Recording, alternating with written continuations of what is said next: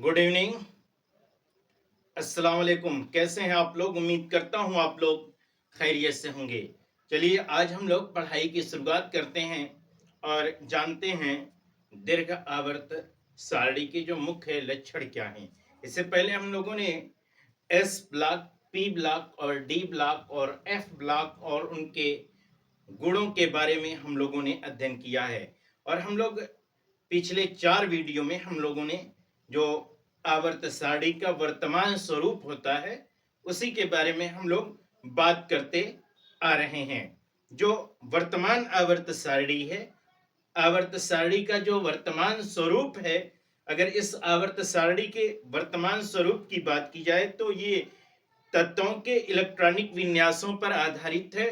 और इसी को हम लोग जो है पिछले 4 वीडियो में हमने एक वीडियो में एस पी ब्लॉक, एक वीडियो में हमने तत्वों का आवर्ती वर्गीकरण इलेक्ट्रॉनिक विन्यास पर किस प्रकार से होता है, एक वीडियो में हमने डी ब्लॉक और एक वीडियो में हमने एफ ब्लॉक के बारे में बात किया था। आइए आज हम लोग इसके दीर्घाकार आवर्त सारणी के गुण के बारे में बात करते हैं, दीर्घाकार आवर्त सारणी के लक्षण के बारे में बात करते हैं। तो दीर्घाकार आवर्त सारणी की जो संरचना है, इसे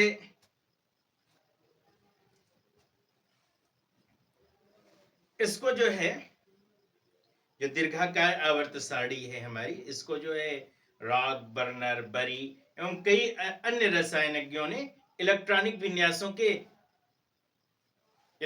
विन्यास को ही तत्व का आधार मान करके इसका वर्गीकरण किया है। और जो नई दीर्घाकार आवर्त सारणी हमारे सामने मौजूद है, ठीक है, इसी को आवर्त को ही मानकर, आवर्त सारणी को ही मान करके तत्वों का जो है इलेक्ट्रॉनिक कन्फर्मेशन किया है। दीर्घाकार आवर्त सारणी का जो मुख्य लक्षण है वो ये है कि तत्वों को जो है इससे बड़ी सरलता से व्यवस्थित किया जा सकता है। पहली बात है कि तत्वों को बड़ी सरलता से इसमें क्या किया जा सकता है, व्यवस्थित किया जा सकता है। तत्वों को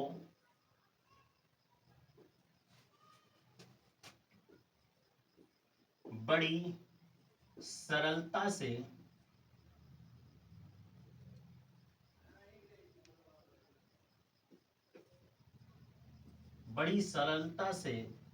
व्यवस्थित किया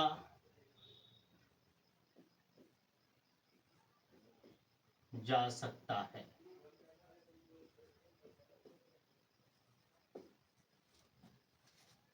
ठीक है, तत्वों को इससे बड़ी आसानी के साथ तत्वों को उनके परमाणु क्रमांक के आधार पर व्यवस्थित किया गया है। इस आवर्त सारणी में दूसरी बात यह है कि तत्वों को उनका परमाणु क्रमांक का आधार मान करके व्यवस्थित किया गया है। तत्वों को उनके परमाणु क्रमांक के आधार पर व्यवस्थित किया गया है। तत्वों को उनके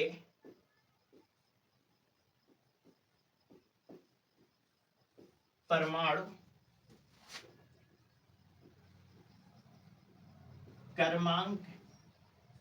के आधार पर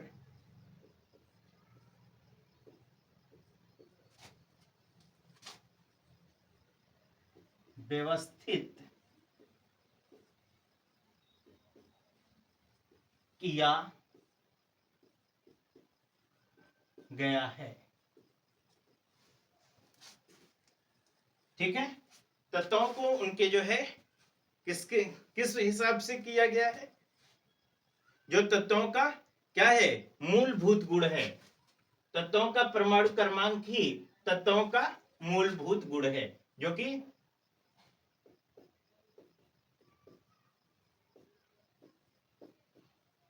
तत्व का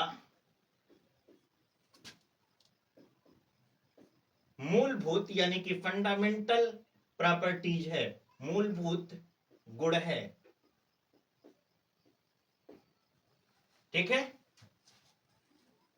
आवर्त तालिका में जो है तत्वों को इलेक्ट्रॉनिक विन्यास से इलेक्ट्रॉनिक विन्यास करने की वजह से इसमें जो निकटता का संबंध है इसका भी ज्ञान होता है कि किसी एक का ज्ञान हो जाने पर, है ना, अगले जो तत्व हैं इनका भी ज्ञान हमें आसानी के साथ हो जाता है ना।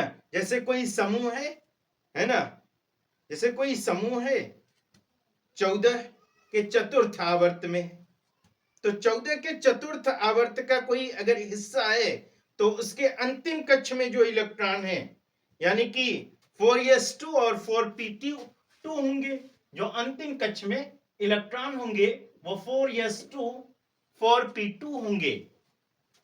इस बेसिस पर, इस आधार पर हम इलेक्ट्रॉनिक कन्फर्मेशन कर सकते हैं।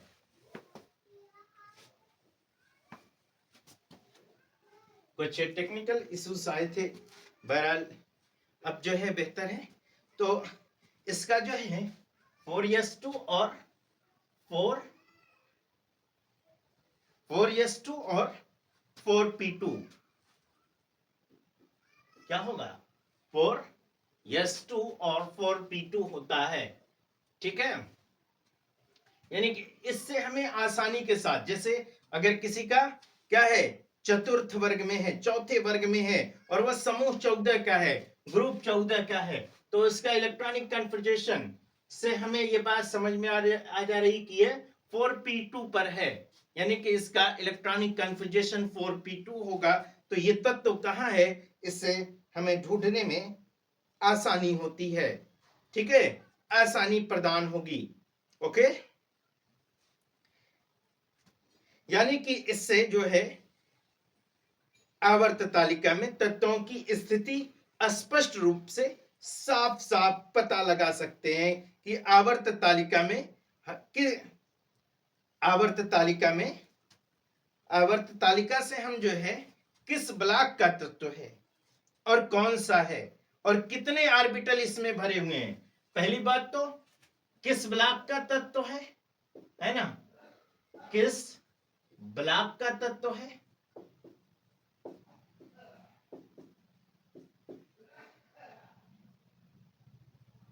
कौन से ऑर्बिटल में है ना, कौन से ऑर्बिटल में भर रहा है, कौन से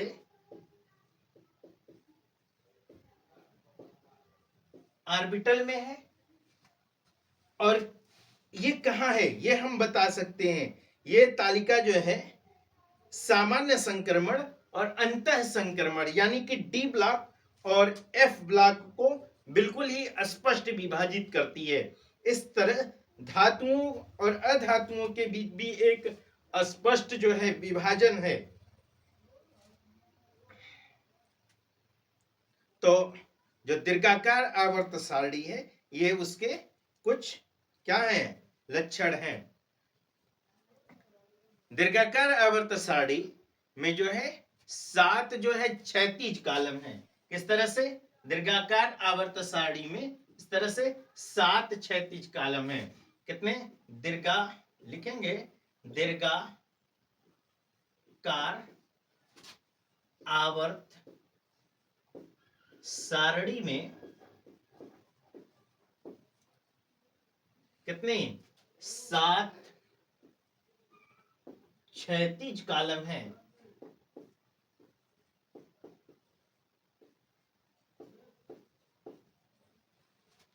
इसमें कितने कॉलम हैं, 7 क्षैतिज, इस तरह से 7 क्षैतिज कॉलम है। 1 2 3 4 5 6 और 7, इस तरह से क्या है 7 क्षैतिज कॉलम हैं। और जो खड़े कॉलम हैं यानी कि इस तरह से जो कॉलम है वो कॉलम है कितने, 18 कॉलम है। कितने कॉलम है, इस तरह से 18 खड़े कॉलम है। 7 जो क्षैतिज कॉलम है इसे हम पीरियड कहते हैं, आवर्त कहते हैं। इसे क्या कहते हैं, आवर्त कहते हैं। और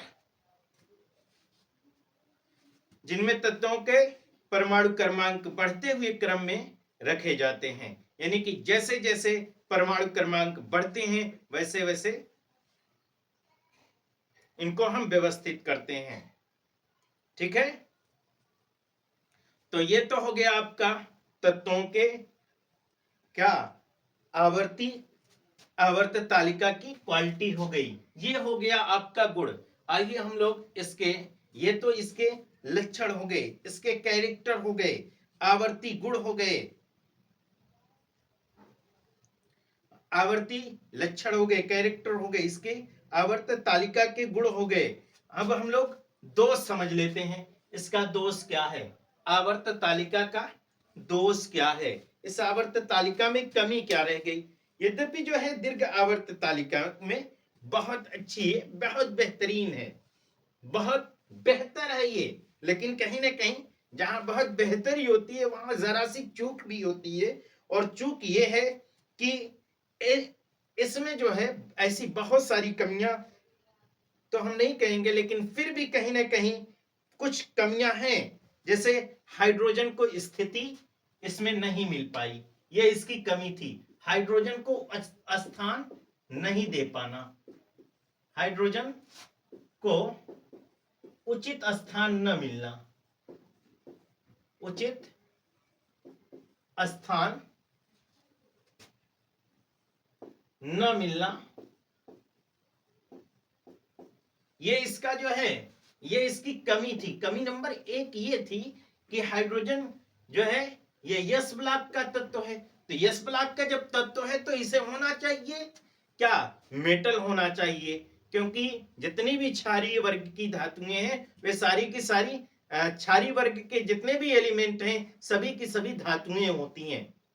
लेकिन हाइड्रोजन गैस है, हाइड्रोजन जब गैस है तो इसे इस ब्लॉक में, एस ब्लॉक में यानी कि क्षार वर्ग में रखा जाना ये उचित नहीं है। इसी तरह से हीलियम को भी यह स्थान सही नहीं मिल पाया। हीलियम यस ब्लॉक का तत्व है और उसे रखा गया है ग्रुप 18 में, यानी कि इसे रखा गया है पी ब्लॉक तत्व में, जो ये बात सही नहीं है, स्पष्ट नहीं है। कुछ इस तरीके से इसके गुण हैं। लेंथेनाइड और एक्टेनाइड जो सीरीज है इसको पीरियोडिक टेबल में नीचे रखा गया है, इसे भी स्थान नहीं दिया गया है। तो ये कुछ कमियां हैं। आइए अब हम लोग आवर्ती गुण की बात कर लेते हैं। इसके आवर्ती गुण, आवर्ती गुण क्या है इसका, इसे हम लोग जरा सा समझते हैं कि आवर्ती गुण क्या है। चलिए देखिए, आवर्ती गुणों के बारे में अगर हम बात करें तो आवर्ती गुण जो इसका है, तत्वों के जो आवर्ती, जो तत्वों के आवर्ती गुण होते हैं, तत्वों का वह गुण जो आवर्त सारणी में वर्ग तथा आवर्त में क्रमशः आगे बढ़ने पर परिवर्तित होता है, आवर्ती गुण कहलाता है। इसके कुछ निम्न कारक हैं जो प्रभावित करते हैं। नंबर 1 है परमाणु त्रिज्या या परमाणु आकार। नंबर 2 है आयनन ऊर्जा। नंबर 3 इलेक्ट्रॉन लब्धि ऊर्जा। नंबर 4 है विद्युत ऋणात्मकता। नंबर 5 है विद्युत धनात्मकता। नंबर 6 है धात्विक गुण। देखिए, इसका जो परमाणु आकार होता है यानी कि त्रिज्या जो होती है, अगर इसके बारे में बात करें तो जैसे जैसे आवर्त सारणी में हम क्या, किधर से, बाएं से जब हम दाएं की तरफ जाते हैं, किधर से, बाएं से, जैसे जैसे हम जो है दाएं की तरफ बढ़ते जाते हैं, ये जो है धीरे धीरे जो है क्या होती है, घटती जाती है। त्रिज्या जो है, त्रिज्या इसकी या आकार जो है इसका ये घटता है, त्रिज्या इसकी घटती है। ठीक है, और जब हम इधर से इधर जाते हैं तो इधर से इधर जाने पर घटती है, और इधर से दाएं से बाएं जाने पर बढ़ती है त्रिज्या, है ना, बढ़ती है त्रिज्या। ठीक है।